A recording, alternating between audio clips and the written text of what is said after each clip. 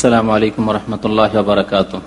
বিসমিল্লাহির রহমানির রহিম। আলহামদুলিল্লাহি রাব্বিল আলামিন ওয়াস সালাতু ওয়াস সালামু আলা সাইয়্যিদিল মুরসালিন নবিয়িনা মুহাম্মদ ওয়া আলা আলিহি ওয়া সাহবিহি আজমাইন। আম্মা বাদ। বাবু মা জাআ ফিল ইকসামি আলা আল্লাহ। আন জুনদুব ইবনে আব্দুল্লাহ قال قال رسول الله صلى الله عليه وسلم قال رجل والله لا يغفر الله لفلان فقال الله عز وجل من ذا الذي يتآلى علي أن لا أغفر لفلان إني قد غفرت له وأحببت عملك رواه مسلم। وفي حديث أبي هريرة أن القائل رجل عابد قال أبو هريرة تكلم بكلمة أوبقت دنياه وآخرته। মহান আল্লাহর সমস্ত প্রশংসা, দরুদ ও সালাম নাজিল হোক প্রিয় নবী মুহাম্মদুর রাসূলুল্লাহ সাল্লাল্লাহু আলাইহি ওয়াসাল্লামের উপর। আল্লাহুম্মা সাল্লি আলাইহি আল্লাহুম্মা বারিক আলাইহি। আজকের যে দর্স সামনে আছে তার বিষয়বস্তু হচ্ছে আল্লাহ রাব্বুল আলামিনের কাজ কর্মের ক্ষেত্রে, আল্লাহ রাব্বুল আলামিনের হিকমতের ক্ষেত্রে, আল্লাহ রাব্বুল আলামিনের ক্ষমতার ক্ষেত্রে কোন মানুষের, কোন ব্যক্তির কসম করা। লেখক বলছেন বাবু মা জা ফিল ইকসামি আলাল্লাহ। এই অধ্যায় হচ্ছে আল্লাহর উপর কোন কসম করা সম্পর্কে। আল্লাহ কোন কাজ করবেন করবেন না এ সম্পর্কে আল্লাহ ভালো জানেন। ভালো করবেন না মন্দ করবেন কোন ব্যক্তির কোনো কিছু সম্পর্কে, কিন্তু কোন ব্যক্তি আল্লাহ সম্পর্কে কসম করে ফেললো যে আল্লাহ এইরকম করবেন না, আল্লাহর কসম আল্লাহ এরকম করবেন না, অথবা এর বিপরীত আল্লাহর কসম আল্লাহ এরকম করবেন। আল্লাহ সম্পর্কে, আল্লাহর কাজ সম্পর্কে, আল্লাহর ক্ষমতা সম্পর্কে কসম করা, এই সম্পর্কে কি হুকুম শরীয়তের? এটি জায়েজ না না জায়েজ? সামনে যে হাদিসটি রয়েছে তার দ্বারা প্রমাণিত হয় যে এটি একটি অপরাধ, গুনাহ, এবং এমন এক গুনাহ যে এক ব্যক্তির আল্লাহ আমলকে ধ্বংস করে জান্নাতির লোক, মানে জান্নাতি আমল করত, ভালো মানুষ, ধার্মিক লোক ছিল, কিন্তু আল্লাহ তার কাজ কর্ম আমলকে সবকে ধ্বংস করে তাকে জাহান্নামে দিয়ে দিলেন। আর যে ব্যক্তি সম্পর্কে কসম করেছিল যে আল্লাহ ওকে মাফ করবে না, তাকে আল্লাহর বলে মাফ করে দিয়ে জান্নাতি দিয়ে দিলেন। কারণ এটি আল্লাহর ক্ষমতার ব্যাপার, আল্লাহর ইচ্ছার ব্যাপার। কাউকে মার্জনা করা না করা, কাউকে জান্নাতে দেওয়া না দেওয়া, এই ক্ষেত্রে কোনো মানুষের এখতিয়ার নেই, নবী রাসূলের এখতিয়ার নেই। এখতিয়ার একমাত্র আল্লাহ রাব্বুল আলামিনের। কাকে আল্লাহ জান্নাত দেবেন, কাকে দেবেন না, কার উপর রহমত করবেন, কার উপর করবেন না, কার রিজিককে প্রশস্ত করবেন, কার রিজিককে সংকুচিত করবেন, কাকে আল্লাহ সুখী করবেন, কাকে দুঃখী করবেন, সবকিছু আল্লাহ রাব্বুল আলামিনের এখতিয়ারভূত, আল্লাহর ইচ্ছা মোতাবেক। ইয়াফআলু মা ইয়াশা, আল্লাহ যা চান তাই করেন, কারো এই ক্ষেত্রে এখতিয়ার চলবে না। এই জন্য আম্বিয়া আলাইহিমুস সালাতু ওয়াস সালামের, প্রিয় নবী সাল্লাল্লাহু আলাইহি ওয়াসাল্লামের শাফাআত দোয়া, সেটি আল্লাহর দরবারে দরখাস্ত। আল্লাহ ইচ্ছা করলে কবুল করবেন, আর না হলে করবেন না। তাহলে শাফাআত মানে তাদের এখতিয়ার নাই যে তাদের ক্ষমতা দিয়ে তাদের নিয়ে যাবেন, তাদের ইনফ্লুয়েন্স দিয়ে নিয়ে যাবেন। তাদের শাফাআত মানে কোন রকমের চাপের মুখে আল্লাহ জান্নাতে দেবেন না। কুফরি আকীদা যদি এরকম কেউ রাখে তাহলে শাফাআত মানে দোয়া। এই জন্য সিজদায় পড়ে যাবেন নবী করিম সাল্লাল্লাহু আলাইহি ওয়াসাল্লাম। সিজদা পড়া মানে কি? দোয়া করা নয় আল্লাহর কাছে। তারপরে নবী সাল্লাল্লাহু আলাইহি ওয়াসাল্লামকে আল্লাহ বলবেন, ইয়া মুহাম্মদ ইরফা রাসাক, তুমি মাথা উঠাও, ওয়াসাল তোতা, তুমি চাও, তাহলে চাইবেন আল্লাহর কাছে, তোতা তোমাকে দেওয়া হবে, ওয়াসফা তো শাফা, তুমি সুপারিশ করো, তোমার সুপারিশ গ্রহণ করা হবে, তাহলে গ্রহণকারী আল্লাহ রাব্বুল আলামিন, দাতা আল্লাহ রাব্বুল আলামিন। দাতা যদি মুহাম্মদ সাল্লাল্লাহু আলাইহি ওয়াসাল্লাম না হন, তাহলে আর পৃথিবীতে আছে কে দাতা? কেউ আছে? জিলানী, চিশতি, খাজা, মাজা, কেউ নেই। তো আল্লাহ রাব্বুল আলামিনের কুদরত, ক্ষমতা, আল্লাহ রাব্বুল আলামিনের ইখতিয়ার, আল্লাহ রাব্বুল আলামিনের কাজকর্ম সব তার ইখতিয়ার। সুতরাং সে সম্পর্কে কোন রকমের ফয়সালা করে দেওয়া যে এই হবেই, কসম করে বলছি, এই হবে না কসম করে বলছি, জায়েজ নয়। এই হাদিসে এর পরিণাম যে খুব ভয়াবহ তা উল্লেখ করা হয়েছে। আর একটি হাদিসে আছে যে আল্লাহর কিছু নেক বান্দা আছেন, তারা যদি আল্লাহর উপরে কসম করেন, তাহলে আল্লাহ রাব্বুল আলামিন তাদের কসম থেকে তাদেরকে মুক্ত করে দেন, মানে তাদের কসমের বাস্তবায়ন করে দেন। ইন্না মিন ইবাদিল্লাহ মান লাউ আকসামা আলাল্লাহি লা আবাররাহু, সহিহ হাদিস। আল্লাহর কতক বান্দা রয়েছেন, লাউ আকসামা আলাল্লাহ, আল্লাহ রাব্বুল আলামিনের কাজকর্মের ক্ষেত্রে যদি কসম করেন, তাহলে আল্লাহ তাদের কসম থেকে মুক্ত করে দেন, মানে তাদের কসমকে পুরা করে দেন। কসম করে নিয়েছেন তো আমি দিয়ে দিব, লা আবাররাহু। তাহলে দুই হাদিসে বাহ্যিক দ্বন্দ্ব মনে হচ্ছে, তাই না? এই জন্য উলামায়ে কেরাম বলেছেন যে আল্লাহর কাজকর্ম, আল্লাহর কুদরত, আল্লাহর ক্ষমতা সম্পর্কে কসম করা হচ্ছে দুই প্রকারের। কসম করা হচ্ছে দুই প্রকারের। এক প্রকারের কসম হচ্ছে অহংকারমূলক কসম করা, নিজেকে বড় মনে করে কসম করা যে আমি এত যোগ্য ব্যক্তি, আমি এত যোগ্যতা সম্পন্ন ব্যক্তি, আমি এত আমলওয়ালা ব্যক্তি, আমি এত পরেজগার আল্লাহওয়ালা ব্যক্তি, আমি আল্লাহর এত নিকটবর্তী হয়েছি যে আমি যদি কসম করে বলি তাহলে যা বললাম তাই হবে। তারপর আল্লাহ রাব্বুল কাজকর্ম সম্পর্কে জাস্টিফাই করা যে আমি যে কথা বলছি তাতে ইয়াকিন রয়েছে, হবে। এগুলি হচ্ছে নিজেকে বড় মনে করে কথা বলা, অহংকার করে কথা বলা, তাও আল্লাহ রাব্বুল ইখতিয়ার সম্পর্কে, আল্লাহ রাব্বুল আলমিনের কাজকর্ম সম্পর্কে, আল্লাহ রাব্বুল আলমিন কুদরত ক্ষমতা সম্পর্কে। সুতরাং এটি হচ্ছে হারাম, এবং এই ব্যক্তি তার দুনিয়া এবং আখিরাতকে ধ্বংস করলো, সে জাহান্নামের পথে। যে ব্যক্তি অন্যের সম্পর্কে কোনো জাস্টিফাই করলো যে আল্লাহ এই করবেন, আল্লাহ এই করবেন না, এটি অপরাধ। আর আরেকটি প্রকার হচ্ছে যে আল্লাহ রাব্বুল আলমিনের সম্পর্কে আশাবাদী হয়ে, বিনয়ী হয়ে, নমনীয়তার সাথে কোনো মন্তব্য করা যে আল্লাহ রাব্বুল আলমিন এটি করবেন, আল্লাহর কাছে আশাবাদী হয়ে এবং আল্লাহর কাছে দরখাস্ত করে যে আল্লাহ তুমি এই কাজটি করো, আল্লাহর কাছে কায়মনে চাওয়া যে আল্লাহ তুমি এই কাজটি করো, এবং আল্লাহ রাব্বুল কাছে দোয়া করেছি, আল্লাহ শুনবেন এবং এটি হবে ইনশাআল্লাহ। ধরন পাল্টে গেল না, কথা বলার ভঙ্গিমা, ধরন, আল্লাহর উপর কসম দেওয়া, আল্লাহর কসম হবে কিন্তু অহংকার করে নয়। আল্লাহর কাছে আমি দোয়া করি, আল্লাহর কসম করে বলছি, আল্লাহ রাব্বুল আলামিন কবুল করবেন এবং হবে। নেক ব্যক্তি, মুস্তাজাবুদ দাওয়া, যার দোয়া কবুল হয়। দোয়া কবুল হয় কার? যে ব্যক্তি তৌহিদবাদী, মুশরিক নাই, যার আকীদা আমলে কোনো ক্ষেত্রে না ছোট শিরক আছে না বড় শিরক আছে। দোয়া কবুল হয় ওই ব্যক্তির যে ব্যক্তি পুরোপুরি হালাল রিজিক ভক্ষণ করে, হারামের কোনো সংমিশ্রণ নেই তার পানাহারে, রিজিকে, কাপড় চোপড়ে, চলাফেরায়। আল্লাহ রাব্বুল আলামিন দোয়া কবুল করেন কার? যার একমাত্র আল্লাহর উপর আস্থা ভরসা, মুত্তাকি, পরহেজগার। আল্লাহ ইন্নামা ইয়াতাকাব্বালুল্লাহু মিনাল মুত্তাকিন, আল্লাহ বলছেন আল্লাহ রাব্বুল আলামিন কবুল করে থাকেন কার ইবাদত বন্দেগী, দোয়া? মুত্তাকিনের।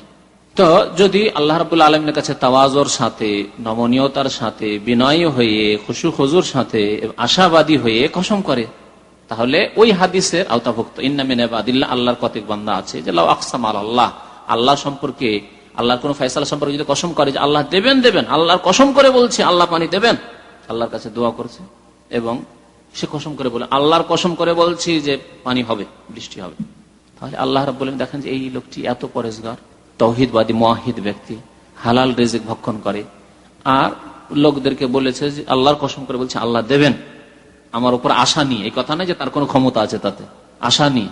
তাহলে আল্লাহ রাব্বুল আলামিন তার কসম থেকে তাকে মুক্ত করেন, মানে তার মনের আশা পূরণ করে দেন। বুঝতে পারলেন পার্থক্য?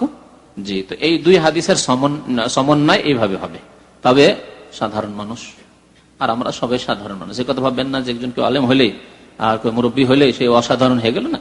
আম্বিয়া, রাসূলগণ, সাহাবায়ে কেরাম, হ্যাঁ, তাদের ক্ষেত্রে বলতে পারি অসাধারণ মানুষ, কিন্তু বাকি সবাই সাধারণ মানুষ। আমরা আল্লাহ রাব্বুল আলামিনের কাজ কর্ম আমল সম্পর্কে, আল্লাহ রাব্বুল আলামিনের ইখতিয়ার চয়েস সম্পর্কে, আল্লাহ রাব্বুল আলামিনের মনোনয়ন সম্পর্কে, আল্লাহ রাব্বুল আলামিনের ইচ্ছা সম্পর্কে কোন রকমের কসম করার দুঃসাহসিকতা দেখাবো না। কারণ আমাদের আমল ধ্বংস হয়ে যাওয়ার আশঙ্কা আছে, জান্নাতি লোকের জাহান্নামের পথে চলে যাওয়ার আশঙ্কা আছে। যেমন এই হাদিসটি প্রমাণ করে, মুসলিম শরীফের হাদিস। জুনদুব ইবনে আব্দুল্লাহ রাদিয়াল্লাহু তাআলা আনহু বর্ণনা করছেন, ক্বালা রাসূলুল্লাহ সাল্লাল্লাহু আলাইহি ওয়াসাল্লাম, আল্লাহর রাসূল সাল্লাল্লাহু আলাইহি সাল্লাম ইরশাদ করেছেন, ক্বালা রাজুলুন, একজন মানুষ বলল, আগের যুগে নবী করিম সাল্লাল্লাহু আলাইহি সাল্লামের রিসালাতের পূর্ব যুগে, প্রাচীন যুগের ঘটনা, বলল, ওয়াল্লাহি লা ইয়াগফিরুল্লাহু লিফুলানি, আল্লাহর কসম করে বলছি অমুক ব্যক্তিকে আল্লাহ কখনো মাফ করবেন না। গ্রামে দুইজন লোক ছিল, একজন খুব সৎ লোক, এই লোকটি খুব সৎ লোক, ইবাদত গুজার। আবু হুরায়রা রাদিয়াল্লাহু তাআলা বলছেন সে আলেম ছিল না কিন্তু আবেদ ছিল। আলেম আর আবেদের পার্থক্য জানেন তো, তাই না? আলেম কে? যার ইসলাম সম্পর্কে জ্ঞান আছে কিন্তু নামাজ ঠিক নেই, হ্যাঁ, রিজিক ঠিক নেই। আলেম হয়ে হালাল হারাম বাছাই করে না, খায় হালাল হারাম সব, সে আলেম হলো নাকি? আলেম ওই ব্যক্তি যে ব্যক্তির কাছে দিনের জ্ঞান আছে ভালো এবং তার মোতাবেক আমল আছে, সে হচ্ছে শরীয়তের আলেম। আর বেআমল ব্যক্তি এলেম থাকলেও সে আলেম নয়। আর এই জন্য আবু জাহালকে জাহিল বলা হয়েছে তার শিরকের কারণে। সে মূর্খ ছিল না, সে জ্ঞানী ছিল না, হলে নেতা কি করে হইতে পারে? আরবদের নেতা, মক্কার নেতা। কিন্তু আবু জাহাল মূর্খতার বাবা বলা হয়েছে এই জন্য যে তার আমল ছিল না, আকীদা ছিল না ইসলামী, তাওহীদের আকীদা ছিল না। তাহলে যার আমল নেই সে ব্যক্তি জাহেল, এলেম থাকলেও। বরং জাহেল চাইতে খারাপ। এটি হচ্ছে ইহুদিদের রাস্তা, জেনে শুনে কর্ম না করা, জানা সত্ত্বেও আমল না করা। আর আবেদকে আমল আছে কিন্তু এলম নেই, এলম নেই কিন্তু আমল ভালো আছে, ফরজ, ওয়াজিব, মুস্তাহাব, নফল সব রকমের আমল আছে, কিন্তু অজ্ঞতার সাথে, এলম নেই, অজ্ঞতার সাথে আমল করতে করতে কখনো গিয়ে বিদআত করে দেয়, কখনো গিয়ে শিরক করে দেয়, কখনো অহংকারী কথাবার্তা বেরিয়ে যায়। কেন এত আমল করে, তাহাজ্জুদ ছুটে না কোনোদিন, ইশরাক চাঁদ ছুটে না, সোমবার আর বৃহস্পতি রোজা ছুটে না। আর দেখা যায় অমুক আলেম তো সোমবার রোজা রাখতে দেখি না, বৃহস্পতি রোজা রাখতে দেখি না। তখন মনে অহংকার ঢুকে গেল, আরে আমার মতো আছে কে, অহংকারে ফুটে পড়েছে আর বলে ফেললো। কি বলে ফেললো? আল্লাহর কসম করে বলছে, জীবনে আল্লাহ মাফ করবে না, জীবনে মাফ করবে না। আমি তাহাজ্জুদ গোজা, আমি সোমবার বৃহস্পতি রোজা রাখি, আমি ইশরাক পড়ি, আমি চাঁদ পড়ি, আমি এত আমল করি, আর এই ঠিক ফরজ নামাজটা ঠিক করে পড়ে না, আল্লাহর কসম করে কখনো মাফ করবে না। এই কসম করার ইখতিয়ার কি দিল আল্লাহর ফয়সালা সম্পর্কে? আল্লাহ মাফ করবেন করবেন না, হতে পারে কিছুদিন পর আল্লাহকে হিদায়াত করে দেবেন। শেষ কানে কালেমা লা ইলাহা ইল্লাল্লাহ পড়ে আল্লাহ হয়তো তৌফিক দিয়ে দিলেন তাকে তওবা করার। তো তোমাকে এই ফয়সালা করার ইখতিয়ার কি দিল? গায়েব সম্পর্কে, অদৃশ্য সম্পর্কে, তকদির সম্পর্কে। এই যে তকদিরের ব্যাপার লুকায়িত, যে কার তকদিরে কি আছে, তুমি কি করে এই ফয়সালা করলে? তো আবেদ ব্যক্তি এরকম বলেছিল। কি বলেছিল? ওয়াল্লাহি, আল্লাহর কসম করে বলছে, একটি ফাসেক লোক সম্পর্কে। ফাসেক লোক, গুনাহগার, হারাম খায়, হারাম কাজ করে, অন্যায় কাজ করে। তো আল্লাহি, আল্লাহর কসম করে বলছে, লা ইয়াগফিরুল্লাহু লিফুলানিন, অমুক ব্যক্তি আছে না, ওকে আল্লাহ কখনো মাফ করবেন না। তারপরে এই লোকটি, যে লোকটি মন্তব্য করলো, সে মারা গেল, আবেদ মারা গেল, সবাই মরবে। ফাকাল আল্লাহু আযজা ওয়া জাল্লা, মান যাল্লাযী ইয়াতাআলা আলাইয়া, কে আছে যে ব্যক্তি আমার জাত সম্পর্কে এরকম কসম করে সিদ্ধান্ত দেয়, যে আল্লাহর কসম করে বলছে আল্লাহ মাফ করবে না, মাফ করবো করবো না, এটি আমার কাজ, তোমার ইখতিয়ার কোথায়? মানে তোমার তাহলে কথা মতো আমাকে চলতে হবে। হ্যাঁ, যে অমুক ব্যক্তি, অমুক আবেদ ব্যক্তি, পরেশগার ব্যক্তি কসম করে ফেলেছে, সুতরাং আমাকে তোমার মোতাবেক চলতে হবে। আমি তাহলে আর মাফ করতে পারছি না, কারণ তুমি কসম করে ফেলেছো। বুঝতে পারছেন তো? মান যাল্লাযী ইয়াতাআলা আলাইয়া, কে এমন ব্যক্তি আছে যে ব্যক্তি আমার জাত সম্পর্কে, আমার কাজকর্ম সম্পর্কে, আমার ইখতিয়ার সম্পর্কে, আমার কুদরত ক্ষমতা সম্পর্কে কসম করে আর বলে যে ওকে আল্লাহ কখনো মাফ করবে না। আল্লাহ আগফির লিফুলানিন, আমি অমুক ব্যক্তিকে মাফ করব না, ইন্নী কাদ গাফারতু লাহু, আমি তাকে মাফ করে দিলাম, মাফ করে দিলাম। তুমি যার সম্পর্কে বলছেন আল্লাহ কখনো মাফ করবে না, তাকে আমি মাফ করে দিলাম। আহবাতু আমালাকা, আর তোমার আমলকে আমি ধ্বংস করে দিলাম, নষ্ট করে দিলাম। যাও, তোমার এই অহংকারের কারণে তোমার আমলকে আমি ধ্বংস করে দিলাম। রাওয়াহু মুসলিম, হাদিসটি সহিহ মুসলিমের। অফি হাদিস আবি হুরায়রা, আবু হুরায়রা রাদিয়াল্লাহু তাআলা আনহু হাদিসে রয়েছে, ইন্নাল কায়লা রাজুলুন আবিদ। এই যে বক্তব্য পেশ করেছিল যে আল্লাহ কখনো ওই ফাসেক লোকটিকে, পাপী লোকটিকে মাফ করবে না, মদ খায়, মদে ডুবে থাকে, আল্লাহ কখনো মাফ করবে, এরকম অহংকার কিছু আবেদদের মধ্যে চলে আসে। হয়তো একটি লোক মদখোর, একটি লোক জুয়া খেলে, একটি লোক হয়তো ফিল্ম দেখে, সব ফাসেকি কাজ, কাবিরা গুনাহ, এতে কোনো সন্দেহ নাই। কিন্তু এই সিদ্ধান্ত দেওয়া আপনার ইখতিয়ারে নাই, আল্লাহ কখনো মাফ করবে না এরকম পাপিষ্ঠকে। যতক্ষণ বেঁচে আছে আপনার কিছুই জানা নাই যে তার শেষ মুহূর্ত পর্যন্ত তকদিরে কি আছে, কি কর্ম করে সে মরবে। আন্নাল কায়লা রাজুলুন আবেদ, এই কথা যে ব্যক্তি বলেছিল সেই ব্যক্তি এক আবেদ ব্যক্তি ছিল, পরহেজগার ব্যক্তি, খুব ইবাদত বন্দেগী করত। কালা আবু হুরায়রা, আবু হুরায়রা রাদিয়াল্লাহু তাআলা আরো বলছেন এই লোক সম্পর্কে, তাকাল্লামা বিকালিমা, একটি কথা মাত্র বলেছিল, বেশি কথা বলেছিল কি? একটি বাক্য, ওয়াল্লাহি লা ইয়াগফিরুল্লাহু লিফুলান, আল্লাহর কসম করে বলছি অমুক ব্যক্তিকে, অমুক ফাসেক লোককে আল্লাহ কখনো মাফ করবে না, একটি কথা মাত্র বলেছিল। কিন্তু এই একটি কথার কারণে কি হয়েছিল? আওবাকাত দুনিয়াহু ওয়া আখিরাতাহু, তার ইহকালকেও বরবাদ করলো, ধ্বংস করলো, ইহকাল ধ্বংস করলো। মানে তার আমল যা জীবনে করেছিল সব ধ্বংস হয়ে গেল, তাহলে ইহকাল ধ্বংস করলো, ওয়া আখিরাতাহু, আর পরকালকে, চিরকাল যেখানে থাকতে হবে তাও ধ্বংস করলো, আর সে জাহান্নামী হয়ে গেল। আজ এই লোকটি গুনাহগার ছিল, আল্লাহ রাব্বুল আলামিন তার রহমতে তাকে জান্নাতে দেওয়ার ফয়সালা শুনিয়ে দিলেন যে আমি তাকে জান্নাতে দেব, তোমার ইখতিয়ার কিসের আছে? তো কিতাবুত তাওহীদের লেখক এই বিষয়টিকে নিয়ে আসলেন যে আল্লাহ সম্পর্কে অহংকার করে কসম করা। কেন নিয়ে আসলেন কিতাবুত তাওহীদে? এই জন্য যে আল্লাহ সম্পর্কে, আল্লাহর ইখতিয়ার সম্পর্কে, আল্লাহর ইলম, কুদরত সম্পর্কে, আল্লাহর ইলম, আল্লাহ জানেন যে শেষ মুহূর্ত পর্যন্ত কি অবস্থায় এই লোকটি থাকবে। আল্লাহর কুদরত, আল্লাহর ক্ষমতা, জান্নাত আমার, জাহান্নাম আমার, আমি কাকে জান্নাতে, আমি কাকে জাহান্নামে দেব, আর কুদরত, ক্ষমতা, সর্বশক্তিমান আমি, আমার সবকিছু। তাহলে তোমার ইখতিয়ার কোথায়? আল্লাহ রাব্বুল আলামিনের কুদরত সম্পর্কে সে কি করলো? যেমন তাকে সম্মান প্রদর্শন করা উচিত ছিল, যেমন তার কদর করা উচিত ছিল, এবং যেমন শ্রদ্ধাশীল হওয়া উচিত ছিল, তা সে করেনি। আল্লাহর কুদরত সম্পর্কে নিজে হস্তক্ষেপ করা শুরু করলো, নিজে মন্তব্য করা শুরু করলো। সামান্য যদি একজন নেতার একটা উদাহরণ দিই, আল্লাহ রাব্বুল আলামিন, রাব্বুল আলামিন কোনো তুলনা কোনো মানুষের সাথে চলে না, কোনো নেতা মাথা ওসবের সাথে কোনো তুলনা চলে না। কিন্তু বুঝাবার জন্য বলছি, একজন যদি বড় বস থাকে, তিনি একটা ফয়সালা করবেন কোন এক কর্মচারী সম্পর্কে, তার অধীনস্থ কর্মচারী সম্পর্কে। ফয়সালা কি করবেন না করবেন, তার পানিশমেন্ট দেবেন দেবেন না, কোনো অন্যায়ের কারণে এক্সিট লাগিয়ে দেবেন না লাগাবেন না, তার ইখতিয়ার। একজন সাইড থেকে কোনো ম্যানেজমেন্টের দায়িত্বে যারা আছে, সে এসে যদি বলে, কখনো হতে পারে না যে মাফ করতে পারে বস, কখনো মাফ করতে পারে না, এই কথাটি, এই বক্তব্য যদি সামনে সে বস শোনে, পছন্দ করবে না অপছন্দ করবে? অপছন্দ করবে। এ তো আমার কাজ, আমি কি করব না করব এটা আমার ব্যাপার স্যাপার, সে তুমি এখানে মন্তব্য করার কি আছো, হবে না? তাই যদি হয় আপনার আমার ক্ষেত্রে, ওয়ালিল্লাহিল মাসালুল আলা, আল্লাহ রাব্বুল আলামিনের জন্য হচ্ছে উত্তম দৃষ্টান্ত। তো তাওহীদের পরিপন্থী আল্লাহ রাব্বুল আলামিন যে সর্বশক্তিমান, আল্লাহ রাব্বুল আলামিন ইখতিয়ার, কুদরত, হিকমত, ইলম সম্পর্কে কারো ইখতিয়ার নেই, কারো কোন রকমের সেখানে অংশীদার নেই, ভাগ নেই। আর এই ব্যক্তি যেন নিজে ফয়সালা করলো যে আল্লাহ তাকে মাফ করবে না, মাফ করা না করার ক্ষেত্রে মনে হচ্ছে যে তার কথা আর ওপর ভিত্তি করে কিছু হবে, সেজন্য সেই ব্যক্তি তাওহীদের পরিপন্থী কাজ করলো। তাওহীদ তার দুর্বল, তাওহীদ যদি পুরো নষ্ট না হয় তো তাওহীদ দুর্বল, আর নষ্ট হয়ে যাওয়ার আশঙ্কা আছে। সেই জন্য আল্লাহ রাব্বুল আলামিন কি বলেন, আহবাত আমালাক, তোমার আমলকে ধ্বংস করে দিলাম। ইবলিসের খুব বেশি আমল ছিল, কিন্তু একটি ক্ষেত্রে অমান্য করার জন্য আল্লাহর আদেশ, আল্লাহ কি করলেন, আমল ধ্বংস করে দিলেন সব অতীতের। এবং কানা মিনাল কাফিরিন, আর কাফেরদের দলভুক্ত হয়ে গেল ইবলিস। সুতরাং এইরকম কথা বলতে হবে না। তবে যে হাদিসটি আপনাকে শোনাছিলাম, যে আরেকটি ক্ষেত্র, কি ক্ষেত্র, যে অহংকার করে কসম করা নয়, বরং আপনি এমন একটি কথা বলছেন, হয়তো দেখছেন যে আমি যে কথাটি বলছি এটি সহি, কোরআন এবং হাদিসের দৃষ্টিতে সহি।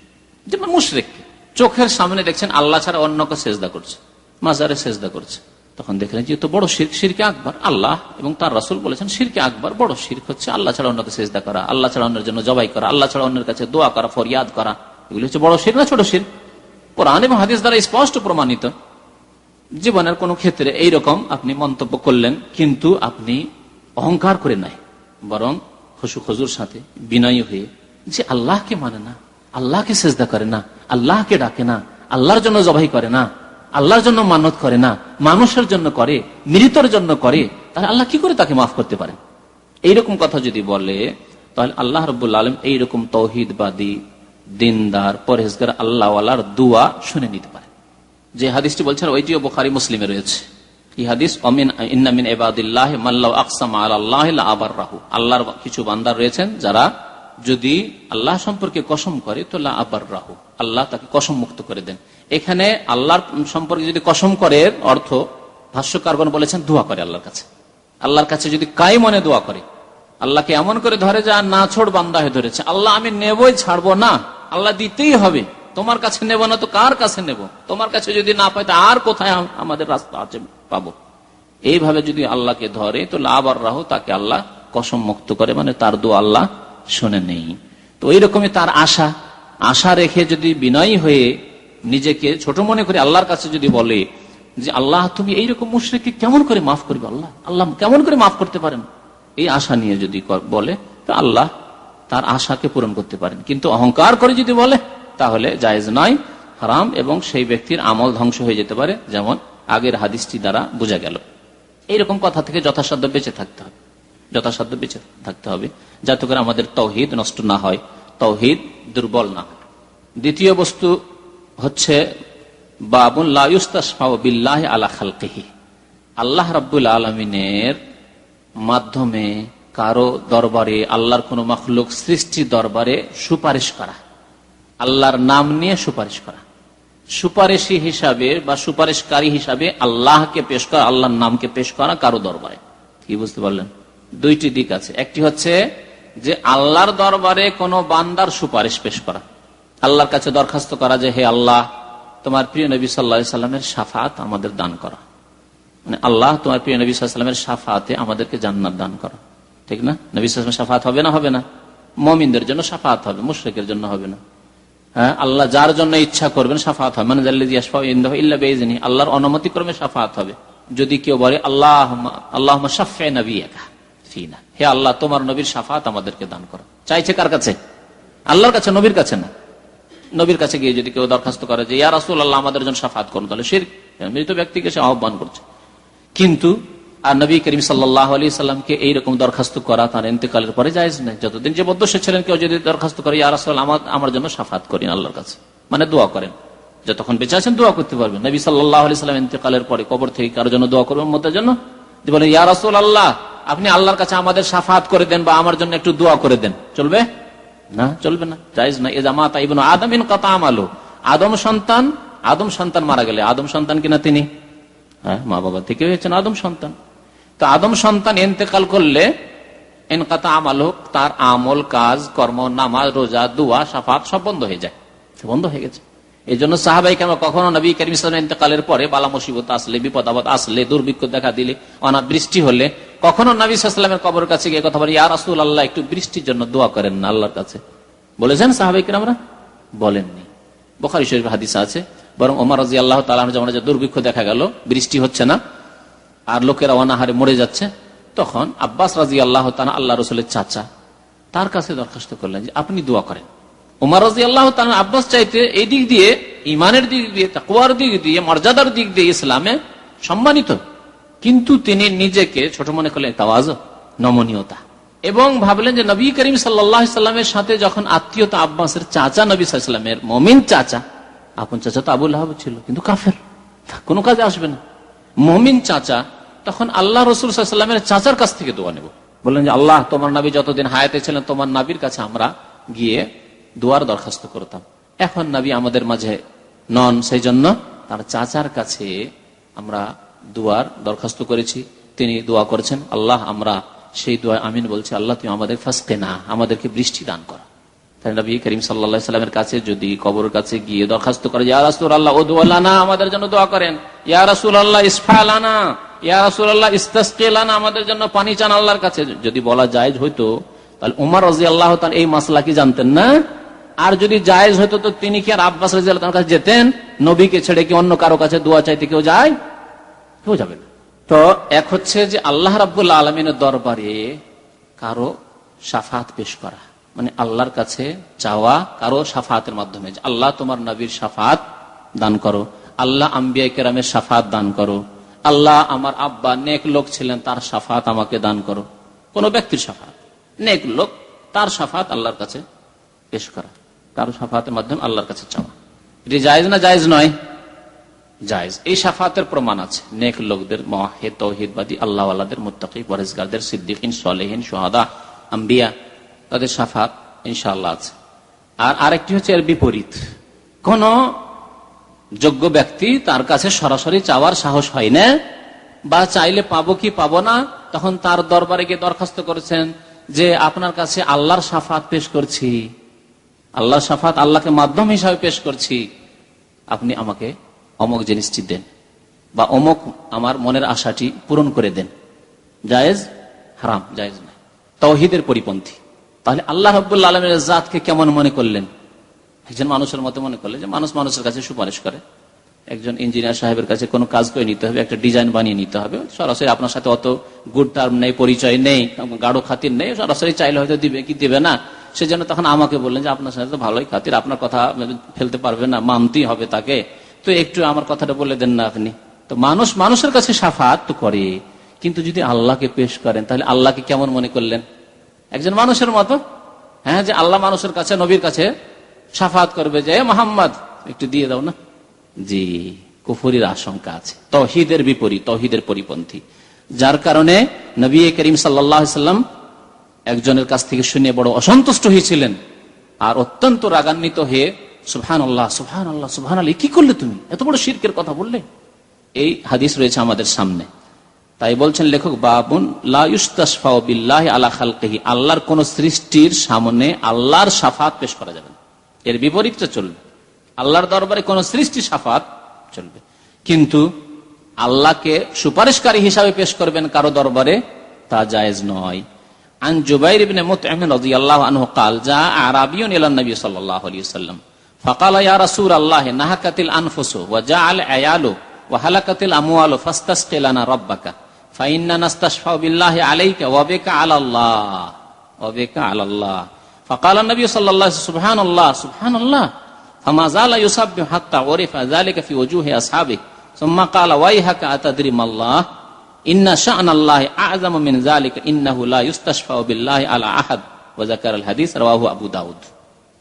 হাদিসটি আবু দাউদের হাদিস।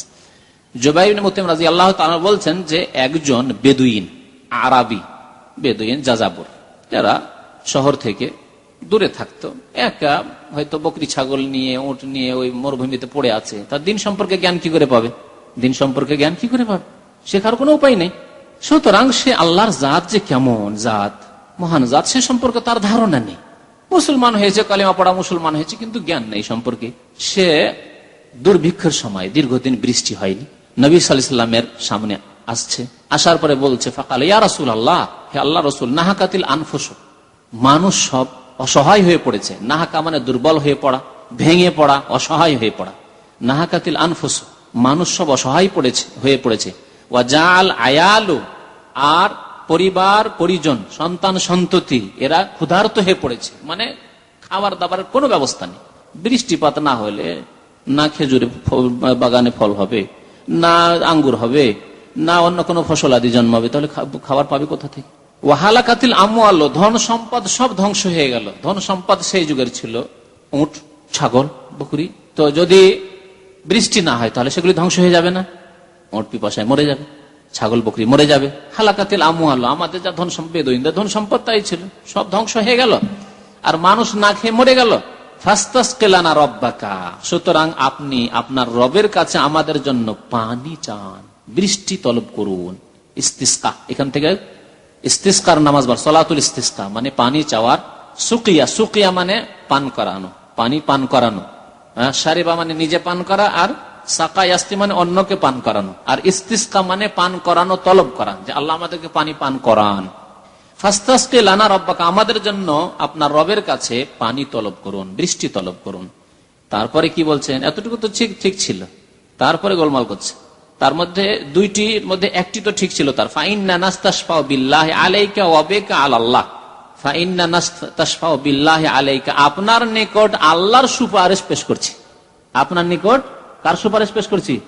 আল্লাহর সুপারিশ, মানে আল্লাহকে আপনার দরবারে সুপারিশী হিসাবে পেশ করছি, যে আপনি দোয়া করুন, আপনি দোয়া করবেন। আল্লাহ যেন সুপারিশ করছেন যে হে মোহাম্মদ, এদের জন্য দোয়া করে দাও না, এদের জন্য একটু দোয়া করে দাও। আল্লাহ রাব্বুল আলামিন যেন মুহাম্মদ সাল্লাল্লাহু আলাইহি ওয়াসাল্লামের কাছে দরখাস্ত করছেন, অনুরোধ করছেন। জায়েজ, আরাম, তাওহীদের পরিপন্থী। এটি ছিল আপত্তিকর। অসন্তুষ্ট হলেন নবী করিম সাল্লাল্লাহু আলাইহি ওয়াসাল্লাম এই বাক্যটির উপর। দ্বিতীয় বাক্য কি ছিল? অবেকা আলাল্লাহ, আর আপনাকে সুপারিশী হিসাবে পেশ করছি আলাল্লাহ, আল্লাহর দরবারে, যে আপনি আল্লাহর দরবারে সুপারিশ করুন। এটি ঠিক আছে না? ঠিক আছে। জীবদ্দশায় সুপারিশ মানে দোয়া, আর কাল কিয়ামতে হাসরের মাঠে সুপারিশ মানে যেভাবে সুপারিশ হবে, সেজদায় পড়ে থাকবেন, তখন আল্লাহ বলবেন, উঠাও, চাও, কি চাও তুমি? আল্লাহ এইরকম গুনাহগার লোকদেরকে আমার উম্মতের মাফ করে দেন। এক একটা ক্যাটাগরি, এক এক শ্রেণীর মানুষ, তাদের সম্পর্কে নবী করিম সাল্লাল্লাহু আলাইহি ওয়াসাল্লাম দরখাস্ত করবেন, আর আল্লাহ রাব্বুল তখন তাদেরকে মাফ করবেন। অনেকে জাহান্নামে চলে গেছে, জাহান্নাম থেকে উঠানো হবে, আর অনেকে জাহান্নামে যাবো অবস্থা, তাদেরকে সেখান থেকে ফেরানো হবে জান্নাতের দিকে নবী করিম সাল্লাল্লাহু আলাইহি ওয়াসাল্লামের শাফাআতের মাধ্যমে, মুশরিক ছাড়া আর কাফের ছাড়া। যখন নবী সাল্লাল্লাহু আলাইহি ওয়াসাল্লাম এই কথাটি শুনলেন, ফাকালান নবী সাল্লাল্লাহু আলাইহি ওয়াসাল্লাম, নবী করিম সাল্লাল্লাহু আলাইহি ওয়াসাল্লাম বললেন, সুবহানাল্লাহ, সুবহানাল্লাহ, আল্লাহর পবিত্রতা ঘোষণা করছি, আল্লাহ পাক ও পবিত্র। কিসে থেকে? এইরকম ত্রুটি থেকে, যে মুহাম্মদ সাল্লাল্লাহু আলাইহি ওয়াসাল্লামের মতো বান্দার কাছে আল্লাহ এসে কি করবেন? অনুরোধ করবেন, সুপারিশ করবেন, যে মুহাম্মদ তুমি একটু চেয়ে দাও, পানিটা দাও, পানিটা চেয়ে দাও, হ্যাঁ, পানির জন্য, একটু বৃষ্টির জন্য দোয়া করো। সুবহানাল্লাহ, আল্লাহ এইরকম দোষ ত্রুটি থেকে, দুর্বলতা থেকে, কমজোরি থেকে মুক্ত, পুত পবিত্র। সুবহানাল্লাহ, সুবহানাল্লাহ। ফামা জালা ইউসাব্বিহু, নবী করিম সাল্লাল্লাহু আলাইহি ওয়াসাল্লাম বারবার করে এরকম তাসবিহ পাঠ করতে রয়েছেন, সুবহানাল্লাহ, সুবহানাল্লাহ করতে রয়েছেন।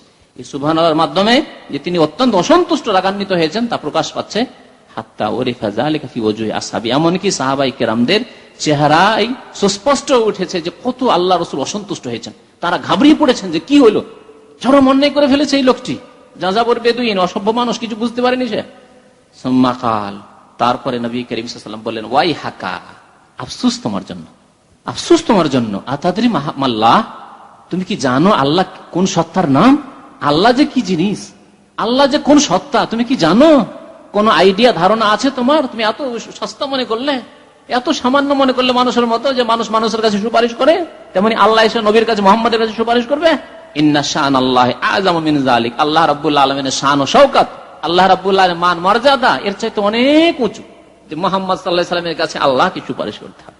মুহাম্মদ সাল্লাল্লাহু আলাইহি সাল্লাম আবদুহু ওয়া রাসূলুহু, আল্লাহর গোলাম, গোলামের কাছে মনি বেশি সুপারিশ করবেন নাকি?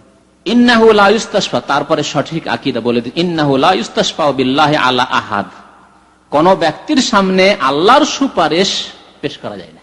আল্লাহর সুপারিশ কারো কাছে করেন না, আল্লাহর সৃষ্টির কাছে আল্লাহ সুপারিশ করবেন না। আল্লাহর সুপারিশ হয় না কোন বান্দার সামনে, তবে তার উল্টোটি হয় কি, বান্দার সুপারিশ আল্লাহ রাব্বুল আলামিনের দরবারে হইতে পারে। এই জন্য দুইটি বাক্যের মধ্যে একটির উপর আপত্তি করে সংশোধন করে দিলেন, অন্যটি সংশোধন করলেন না, যেহেতু সেটি ঠিক ছিল। যাকার আল হাদিস, হাদিস আর একটু লম্বা ছিল, সংক্ষেপে করে দিলেন। রাওয়াহু আবু দাউদ, হাদিসটা আবু দাউদের। এই হাদিস কিতাবুত তাওহীদ এই জন্য নিয়ে আসা হয়েছে যে আল্লাহ রাব্বুল আলামিনের জাত সম্পর্কে সম্যক জ্ঞান থাকতে হবে। আল্লাহ রাব্বুল আলামিনের জাত এইরকম নয় যে যেমন একজন মানুষ হয়, একজন বিচারপতি হতে পারে, একজন চিফ জাস্টিস প্রধান বিচারপতি যেমন হতে পারে, যে সে হাইকোর্ট সুপ্রিম কোর্টের জজ হতে পারে, একজন রাষ্ট্রনেতা রাষ্ট্রপতি যেমন হতে পারে, একজন রাজা বাদশাহ যেমন হতে পারে, তার ফয়সালা যেমন হয় তেমন নয়। আল্লাহ রাব্বুল আলামিন একক, তার কোন অংশীদান, আল্লাহু আহাদ, আল্লাহুস সামাদ, লাম ইয়ালিদ ওয়া লাম ইউলাদ ওয়া লাম ইয়াকুল লাহু কুফুয়ান আহাদ। আল্লাহ রাব্বুল আলামিন কারোর সাথে কোনো তুলনা নেই, লাইসা কামিসলিহি শাই, আল্লাহর সাথে কোনো কিছুর তুলনা নেই। ওয়া হুয়াস সামিউল বাসীর, তিনি সর্বশ্রোতা এবং সর্বদ্রষ্টা। তো আকীদাকে আমাদের শুদ্ধ করতে হবে আল্লাহ রাব্বুল আলামিনের জাত সম্পর্কে, আল্লাহ রাব্বুল আলামিনের গুণাবলী সম্পর্কে, আর যাতে করে আমাদের তাওহীদে, আমাদের আকীদায় কোন রকমের দুর্বলতা না থাকে। আকীদার দুর্বলতা আল্লাহ রাব্বুল আলামিন মাফ করবেন না। আমলের যদি দুর্বলতা থাকে তো আশা করা যায় আল্লাহ রাব্বুল আলামিন অন্যান্য ভালো কর্ম দিয়ে সেই গুণাগুলিকে মাফ করে দেবেন, যেমন কোরআন এবং হাদিস দ্বারা প্রমাণিত। আল্লাহ রাব্বুল আলামিন আমাদেরকে যেন নেক আমলের তৌফিক দান করেন। আমিন। শিরক থেকে, বিদআত থেকে আর আকীদার ত্রুটি থেকে আমাদেরকে আল্লাহ রাব্বুল আলামিন বেঁচে থাকার জন্য তৌফিক দান করেন। সঠিক আকীদা সম্পর্কে আমাদেরকে যেন সঠিক জ্ঞান হাসিল করার আল্লাহ যেন তৌফিক দান করেন। বাবু মাজা ফি হিমায়াতিন নবী সাল্লাল্লাহু আলাইহি ওয়াসাল্লাম হিমাত তাওহীদ ওয়া সাদ্দুহু তুরুকাশ শিরক। এই অধ্যায় হচ্ছে এই সম্পর্কে যে নবী করিম সাল্লাল্লাহু আলাইহি ওয়াসাল্লাম তাওহীদের বেড়া বুঝেন কি আপনারা? হ্যাঁ, ঘেরা। হ্যাঁ, ঠিক আছে, খুব সুন্দর, নিরাপত্তা বেষ্টন। তো তাওহীদের যে নিরাপত্তা বেষ্টন আছে, নবী সাল্লাল্লাহু আলাইহি ওয়াসাল্লাম তার সুরক্ষার ব্যবস্থা করেছেন। তার হেফাজত কেমন করে, তাওহীদের যে এরিয়া রয়েছে তার কেমন করে হেফাজত করতে হবে, বাউন্ডারি রয়েছে, তার হেফাজত করেছেন নবী করিম সাল্লাল্লাহু আলাইহি ওয়াসাল্লাম। তার হেফাজত কেমন করে করতে হবে তার শিক্ষা দান করেছেন। আপনার তাওহীদ, আল্লাহ সম্পর্কে যে আপনার সঠিক আকীদা হইতে হবে, তার হেফাজত কেমন করে করবেন, সুরক্ষা কেমন করে করবেন, সেই সম্পর্কে নবী করিম সাল্লাল্লাহু আলাইহি ওয়াসাল্লাম যত্নবান ছিলেন, সজাগ ছিলেন এবং উম্মতকে সতর্ক করে দিয়েছেন। ওয়াসাদ্দুহু তুরুকাশ শিরক, এবং নবী করিম সাল্লাল্লাহু আলাইহি ওয়াসাল্লাম শিরকের যতগুলি পথ রয়েছে সমস্ত পথকে বন্ধ করেছেন। সাদ মানে বন্ধ করে দেয়, এই জন্য বাঁধকে, যে বাঁধ দেওয়া হয়, নদী নালার বাঁধ হয় না, বন্যা থেকে বাঁচার জন্য, তাকে সাদ বলা হয়। তো নবী সাল্লাল্লাহু আলাইহি ওয়াসাল্লাম বন্ধ করে দিয়েছেন সেই সব রাস্তা। সে রাস্তাগুলি কিসের? তুরুকাশ শিরক। শিরকের যত রাস্তা হতে পারে সমস্ত রাস্তাকে বন্ধ করেছেন। কবর মাজার পূজা, মূর্তি পূজা, ছোট শিরক, বড় শিরক, এসবে যত রাস্তার সমস্ত রাস্তা বন্ধ করেছেন। এই রাস্তা বন্ধ করার জন্য, শিরকের রাস্তা বন্ধ করার জন্য তাবিজ তুমার হারাম করেছেন। শিরকের রাস্তা বন্ধ করার জন্য বালা ঝোলানো, যে বালা ঝোলালে আর কালো সুতা বেঁধে রাখলে বা কিছু বেঁধে রাখলে বদনজর থেকে বেঁচে থাকবো। এখানে আপনার কি বলবো, অনেকে ছোট বাচ্চাদের কি দেয়, কাজলের টিপ দিয়ে দেয়, এই করে, তাহলে বদনজর থেকে বেঁচে থাকবে। এগুলি হচ্ছে শিরকের রাস্তা। এই সমস্ত শিরকের রাস্তা, ছোট বড় সমস্ত শিরকের রাস্তাকে নবী করিম সাল্লাল্লাহু আলাইহি ওয়াসাল্লাম বন্ধ করে দিয়েছেন, যাতে করে সেগুলি দিয়ে প্রবেশ না করে। আর যদি সেই ক্ষেত্রে সে তারপরও সে বাঁধ ভেঙে প্রবেশ করে, সে তার দোষ করলো।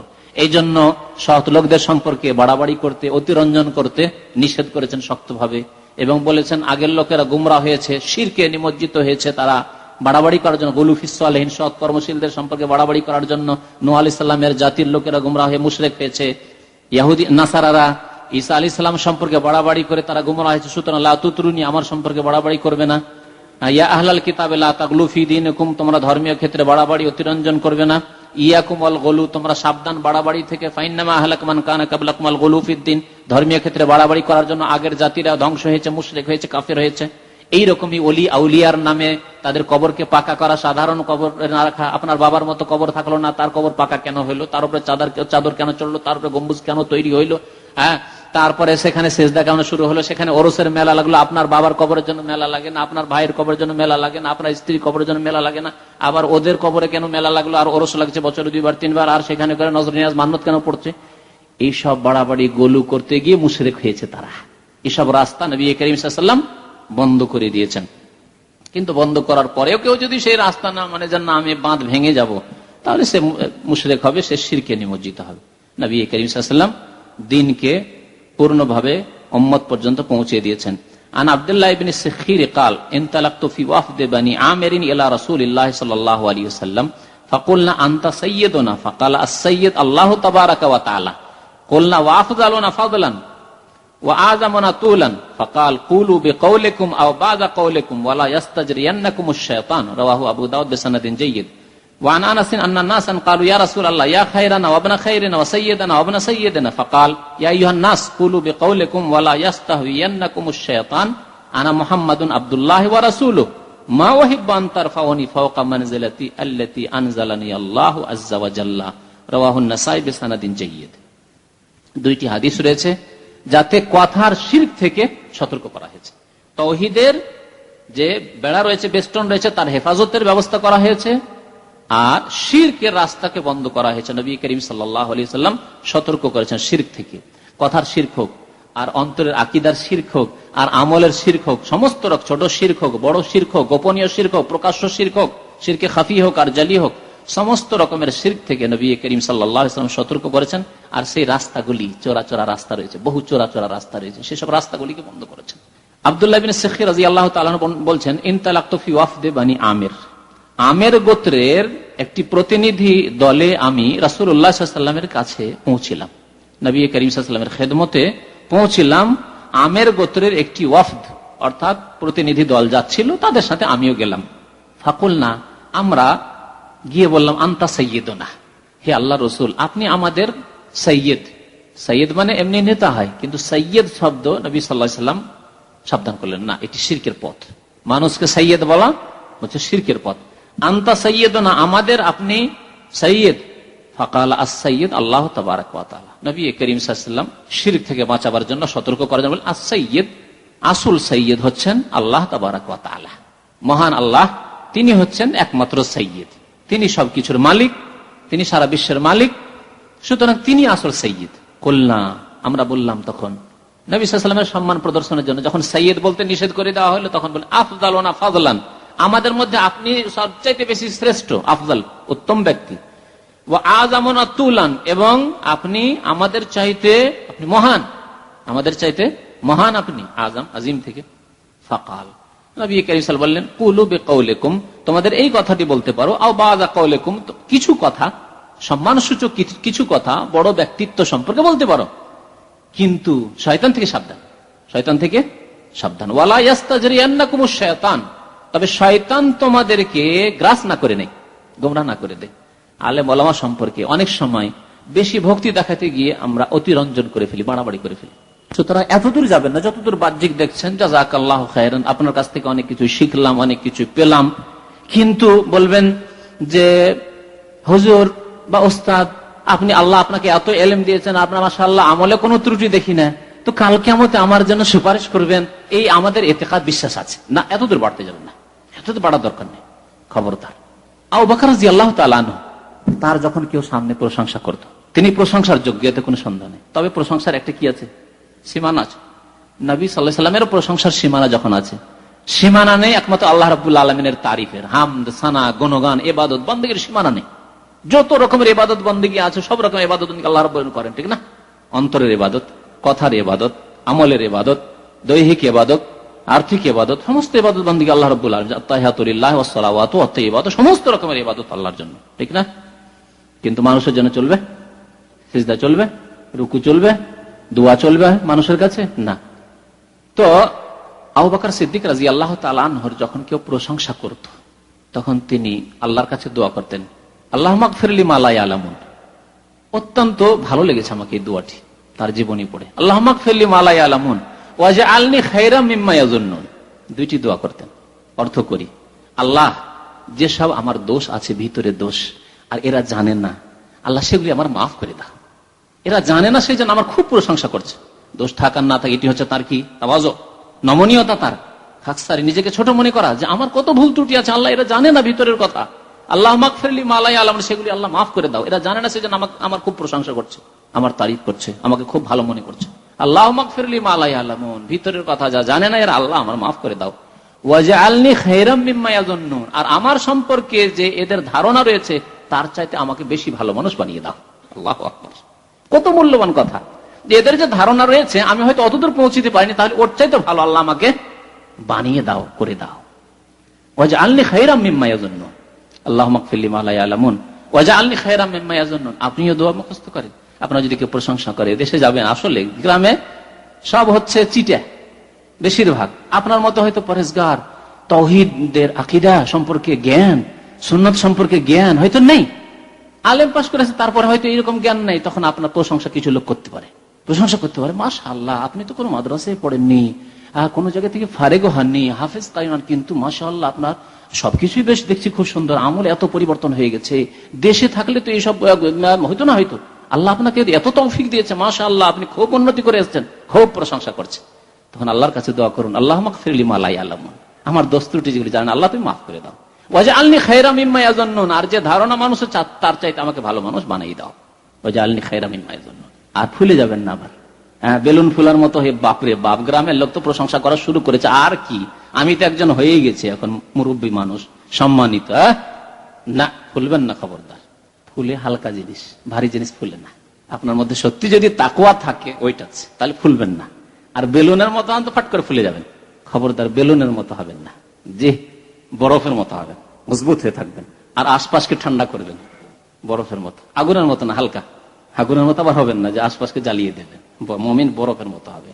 আশেপাশের লোকেরা গুমরাহ হয়ে আছে, বেনামাজি হয়ে আছে, শিরক বিদআতে আছে, মাজারে যাচ্ছে, হিদায়াত করেন, বিদআত করছে, মিলাদ করছে, এই লিসা করছে, ইত্যাদি করছে, তাহলে তাদেরকে ঠান্ডা করবেন। নবী করিম সাল্লাল্লাহু আলাইহি ওয়াসাল্লাম বললেন, ঠিক আছে কিছু কথা বললে তোমরা প্রশংসা তো করতে পারো, কিন্তু তোমাদেরকে শয়তান জাতি করে গ্রাস না করে নেই। ওয়ালা ইয়াস্তাজরিয়ান্নাকুম শায়তান, কেন শয়তান সুযোগ আছে যে মুশরিক কেমন করে বানাবো, হয়তো প্রশংসা করতে করতে আল্লাহর স্থানে পৌঁছে দিল, আল্লাহর গুণে ভূষিত করে দিল, তখন মুশরিক হয়ে গেলে।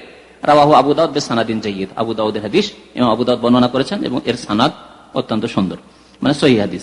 ওয়ান আনাস, দ্বিতীয় হাদিস হচ্ছে আনাস রাদিয়াল্লাহু তাআলা আনহু থেকে বর্ণিত, আন্না নাসান কালু, কিছু লোকেরা এসে বলল, ইয়া রাসূলুল্লাহ, হে আল্লাহর রাসূল, ইয়া খায়রানা ওয়া ইবনা খায়রানা, হে শ্রেষ্ঠ ব্যক্তি এবং শ্রেষ্ঠ ব্যক্তির পুত্র।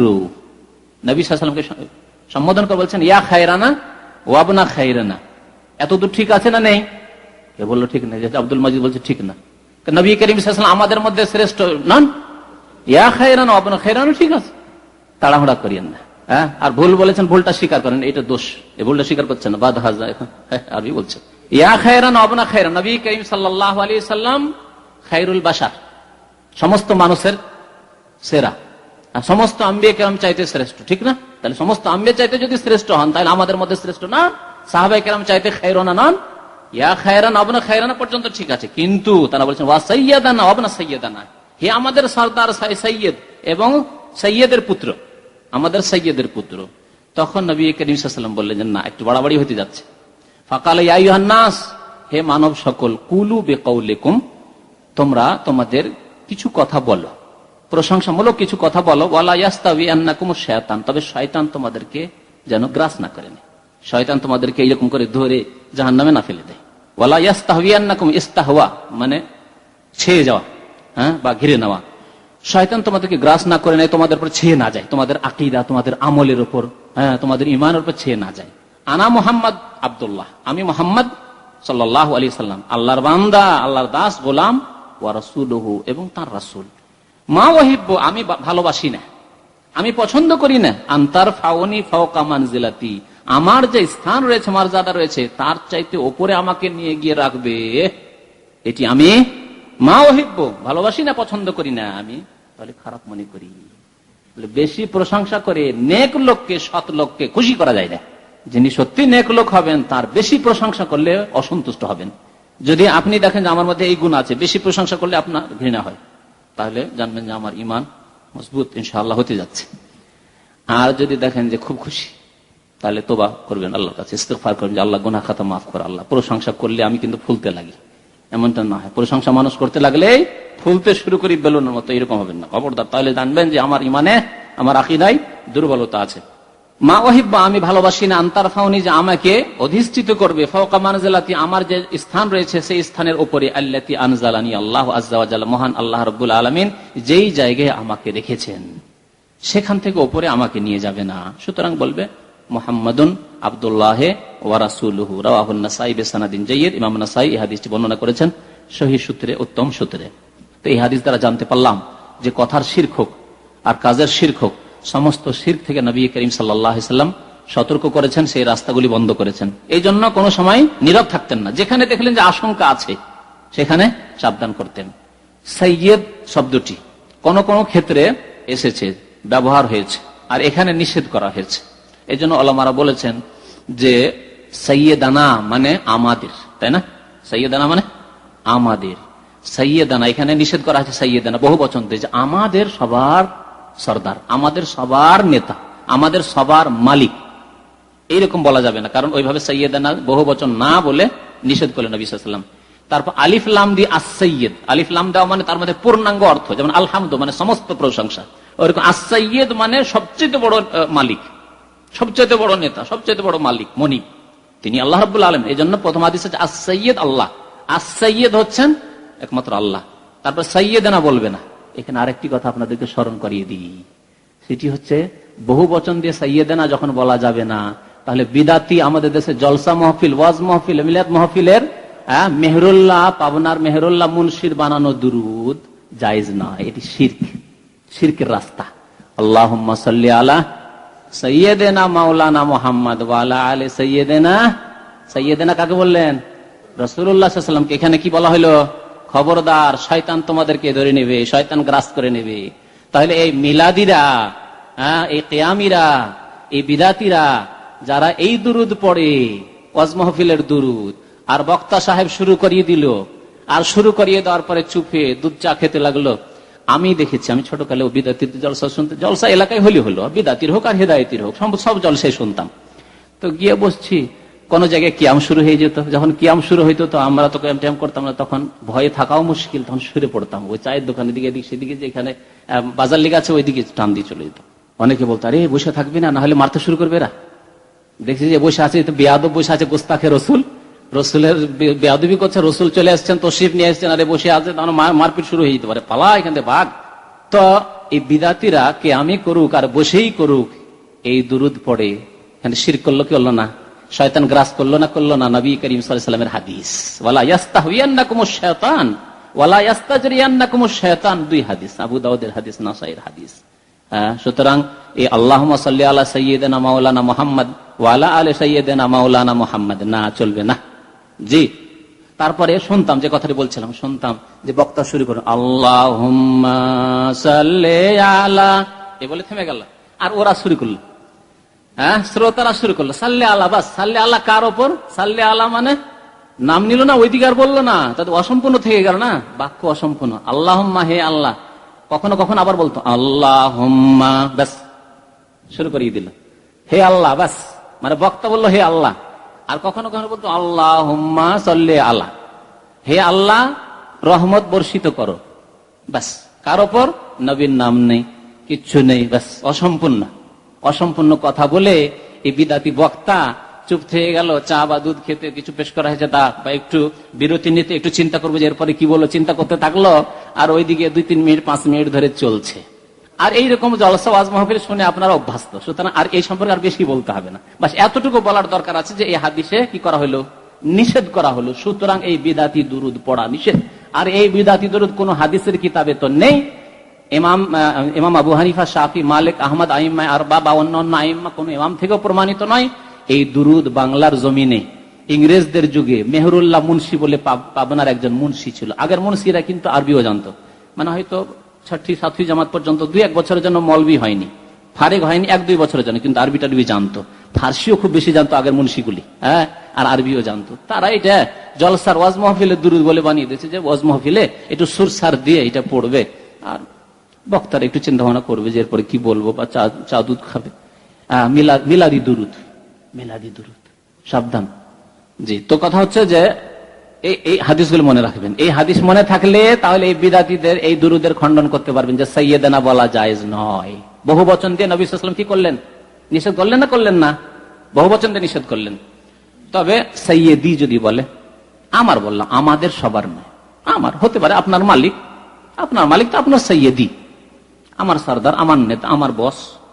তো সাইয়েদি যদি বলে তো ওলামারা বলেছেন জায়েজ আছে, কারণ বেশ কিছু হাদিস আছে যেগুলিতে এক বচন দিয়ে বলার প্রমাণ আছে বা বৈধতার প্রমাণ আছে। সুতরাং আজকাল যে আরবি ভাষায় বিভিন্ন এতে যে করা হয়, অ্যাডভার্টাইজ করা হয় অথবা কোনো ঘোষণা করা হয়, তখন বলা হয় সাইয়েদি ও সাদাতি। হ্যাঁ, সৈয়দ শব্দটি সারের অর্থে করছে, জনাবের অর্থে, সারের অর্থে। তো এই অর্থে সৈয়দি এক বচন দিই, কিন্তু সৈয়দানা না, সৈয়দানা বলা জায়েজ না, বা আস-সাইয়্যিদ না, জায়েজ না। যেমন এই দুইটি হাদিসে এ সম্পর্কে দেখলেন যে নবী করিম সাল্লাল্লাহু আলাইহি ওয়াসাল্লাম কঠোরভাবে নিষেধ করেছেন এবং শয়তানের শিকার হওয়া থেকে সাবধান করেছেন। এইরকম মিশরে এক পীর আছে যে বদুই, পীর বদুই, তার নাম ছিল পীর বদুই। তো ওকে ওরা সৈয়দ বলে, সৈয়দ আল বদুই। মিশরি মুশরিকরা, কবর পূজারীরা বলে আস-সাইয়্যিদ আল বদুই। জি, আস-সাইয়্যিদ আল বদুই। শুধু তাই নয়, বরং সৈয়দ বলেই পরিচিত, আস-সাইয়্যিদ বলেই পরিচিত এই পীর। আর ভারতে যেমন আজমিরে পূজা হয় খাজা মঈনুদ্দিন চিশতির, ইরাকে যেমন আব্দুল কাদের জিলানির পূজা হয়, ওই রকমই মিশরে সৈয়দ বদবীর পূজা হয়। তো আল্লাহ রাব্বুল আলামিন যেন আমাদেরকে শিরক থেকে বেঁচে থাকার তৌফিক দান করেন, তাওহীদকে বোঝার এবং তার বাস্তবায়ন করার যেন তৌফিক দান করেন। আল্লাহ আমাদের গুনাহ খাতা যেন মাফ করে দেন। আমিন। সাল্লাল্লাহু আলা নবিয়িনা মুহাম্মদ ওয়া আলা আলিহি ওয়া সাহবিহি আজমাইন। এক ভাই প্রশ্ন করেছেন যে ওই সৈয়দ কুতুব নাম আছে মিশরের, তার সম্পর্কে সৈয়দ কি? কুতুব তার নাম ছিল। কুতুব, এক কুতুব হচ্ছে সুফিদের কুতুব। সুফিদের কুতুব মানে সারা বিশ্বের যত আবদাল আছে সবাই ওই কুতুবের শরণাপন্ন হয়। বালা মুসিবত বিপদ আবাস পৃথিবীতে আসলে ওই কুতুবের কাছ থেকে তলব করে যে আমাদেরকে উদ্ধার করা হোক, বিশ্বের মানুষকে উদ্ধার করা হোক। এই শিরকি আকীদা আছে কুতুব সম্পর্কে সুফিদের, পীরতন্ত্রের এই শিরকি আকীদা। এই জন্য গৌস বলা হয়, জিলানি, আব্দুল কাদের জিলানি গৌস বলা হয়। আর গৌসের কাছে ফরিয়াদ করা হয় যে আমাদেরকে উদ্ধার করা হয়। গৌস মানে মহান উদ্ধারকারী। শিরকি কথাবার্তা। কোন মানুষ গৌস কুতুব হতে পারে না, তবে শাব্দিক এমনি নাম তার কুতুব, কুতুব তার নাম, সৈয়দ কুতুব জালালুল কোরআন। আরেক ভাই প্রশ্ন করেছেন, কেউ যদি বলে বেনামাজিদেরকে আল্লাহ মাফ করবেন না, তাহলে এর হুকুম কি? হ্যাঁ, অহংকার করে যদি বলেন যে আমি যথেষ্ট বুঝি এবং আল্লাহ বেনামাজিকে মাফ করবেন না, তা এরকম না বলে সতর্ক থাকা উচিত। হইতে পারে আম ভাবে, হ্যাঁ, যদি কোন এক ব্যক্তিকে তুমি বেনামাজি আল্লাহ তোমাকে মাফ করবে না, এটি বিপজ্জনক। কিন্তু যদি বেনামাজিকে আল্লাহ মাফ করবে না, কারণ কোরআন এবং হাদিস দ্বারা আমি এতটুকু বুঝেছি যে আল্লাহ বেনামাজিকে মাফ করার কোথাও নেই, বরং জাহান্নামে যাওয়ার মূল কারণ প্রথম কালু লাম নাকু মিনাল মুসাল্লিন, আমরা নামাজ পড়তাম না। এই আশায় যদি বলে যে আল্লাহ কোরআন এবং হাদিসে কোন জায়গায় বেনামাজির মুক্তির কথা বলেননি, বেনামাজি মুক্তি পাবে একটিও দলিল নেই। আর বেনামাজি জাহান্নামী এর শত শত দলিল আছে, শত শত দলিল আছে বেনামাজি জাহান্নামী। সুতরাং ব্যাপক আকারে যদি বেনামাজি সম্পর্কে বলে তো ঠিক আছে। আর যদি কোনো এক ব্যক্তি, এই তুমি বেনামাজি, তোমাকে আল্লাহ কখনো মাফ করবে না, না বলা যায় না। সব গুনাহ আল্লাহ মাফ করবেন, কিন্তু নামাজের গুনাহ আল্লাহ মাফ করবেন, কারণ নামাজের গুনাহ কুফরি শিরকের সমান, শিরকের চাইতে দুনা নয়। আল্লাহ মা দুনা জালিকা, শিরকের চাইতে নিম্ন গুনাহ মাফ করবেন, কিন্তু শিরকের সমান গুনাহ হচ্ছে নাস্তিকতা, শিরকের সমান গুনাহ হচ্ছে মুরতাদ হওয়া, শিরকের সমান গুনাহ হচ্ছে কুফরি করা, মানব রচিত বিধানে বিশ্বাসী হওয়া। মানব রচিত বিধানে বিশ্বাসী হওয়া বলছি কেন, অনেক সময় মানব রচিত বিধান পালন করে কিন্তু সে ফাসেক, কাফের নাই, কারণ সে বিশ্বাস করে না, কিন্তু বাধ্য, বলছে আমি বাধ্য, পারছি না তো, সুদী ব্যাংক না থাকলে আমার উপায় নেই। হয়তো সরকার বলছে যে আমাদের আন্তর্জাতিক ক্ষেত্রে আদান প্রদান করতে হচ্ছে, আর আমরা দুর্বল অন্যান্য দেশের কাছে, সেই জন্য আমাদেরকে সব আন্তর্জাতিক আইন মেনেই নিতে হচ্ছে, নাহলে অনেক ফ্যাসিলিটি সুযোগ সুবিধা থেকে আমরা বঞ্চিত হবো, তাহলে এরা ফাসেক। কিন্তু যদি বলে না সুদী ব্যাংক হইতে হবে, আর এই সুদ হারাম টারাম ওগুলো তোমাদের ওই ইতে রাখো, তোমাদের ধর্মে রাখো, তাহলে সে বড় কাফের। তাহলে সে শিরক করলো না, কোনো মাজারে গেল না, কোনো দেবী দেবতার কাছে গেল না, মন্দিরে গেল না, কিন্তু সে মুশরিকের সমান। তো সমান করি আল্লাহ মাফ করবে। ওই রকমই নামাজ ত্যাগ করা হচ্ছে শিরক কুফরি সমান। হ্যাঁ, এটি গুরুত্বপূর্ণ প্রশ্ন। তাওহীদ না জানার কারণে অগণিত কসম করেছি, বর্তমানে তাওহীদ জেনেছি, এখন করণীয় কি? এখন করণীয় তওবা। তওবা মানে ফিরে আসা, ইউটার্ন করা। যাবেন মক্কা, চলে গেছেন বাহরাইনের রাস্তায়, তাহলে ফিরে চলে আসেন, যেখানে কাটিং পাবেন সেখান থেকে ফিরে চলে আসেন, তওবা করে চলে আসেন, ব্যাস। আর এরকম কসম করবেন না, আর আল্লাহ রাব্বুল আলামিনের জাতকে এত হালকা মনে করবেন না।